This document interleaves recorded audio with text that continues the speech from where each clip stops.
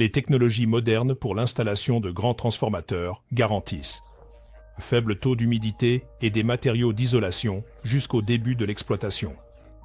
Mais à l'étape de réparation, lorsque la dépressurisation complète et le retrait de l'huile sont effectués, le transformateur est particulièrement vulnérable à l'humidité.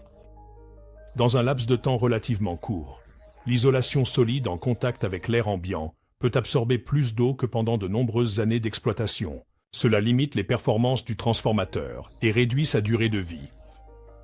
Pour protéger l'isolation des enroulements de l'humidité pendant la dépressurisation du transformateur, Globecore a développé une méthode utilisant de l'air chaud sec. Elle est mise en œuvre dans des machines telles que le Mojave Heat. C'est la plus petite machine de la gamme.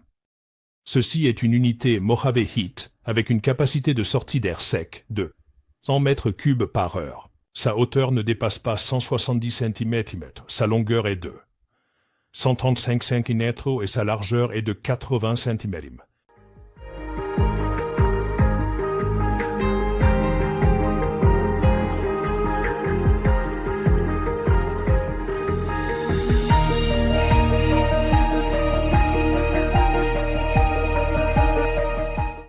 Néanmoins, l'unité effectue les mêmes processus que les modèles plus grands.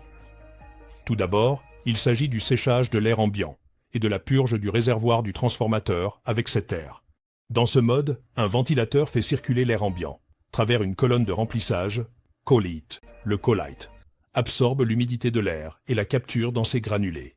Pour empêcher les particules solides, qui pourraient être transportées par l'air, d'entrer dans le transformateur, un filtre de 5 microns est installé à la sortie du Mojave Heat. Après le filtre, de l'air sec, avec un point de rosée, de moins 50 degrés Celsius entre dans le réservoir du transformateur. Si nécessaire, la température de l'air peut être augmentée avec un chauffage d'air.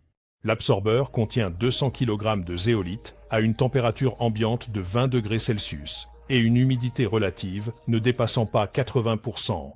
C'est largement suffisant pour protéger le transformateur pendant 10 heures de dépressurisation complète.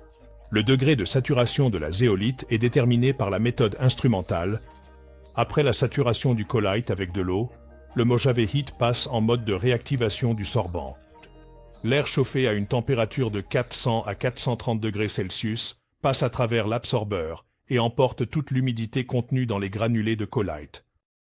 Le processus de réactivation ne nécessite pas d'équipement externe ni d'extraction du colite de l'absorbeur. Ce processus ne prend pas plus de 4 heures, après quoi le Mojave Heat peut à nouveau sécher et fournir de l'air au réservoir du transformateur.